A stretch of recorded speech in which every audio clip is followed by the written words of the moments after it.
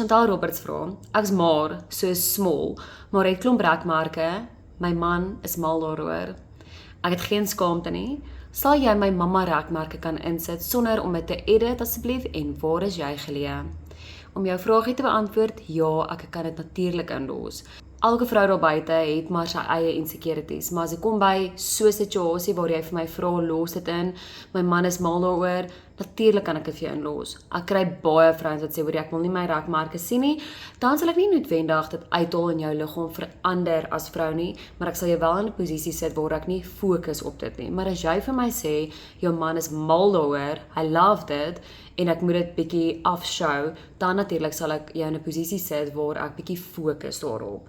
Maar 90% van my kliënte sê hulle wil dit nie sien nie, en dan het ek ook 'n opsie wat sê, okay, great, jy wil dit nie sien nie, jy wil dit glad nie sien nie, kom ek edit dit dan ook uit, dis ook nie 'n probleem nie.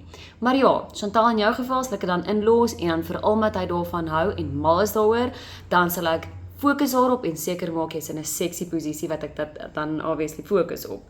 En dan vra jy vir my, waar is ons geleë? My studio is in Montana Boulevard sentrum en die sentrum is reg langs Kolonade sentrum. As jy graag meer inligting wil hê, Chantal, is jy baie welkom om vir my 'n boodskapie te stuur. Kan nie wag om jou sexy foto's te doen nie.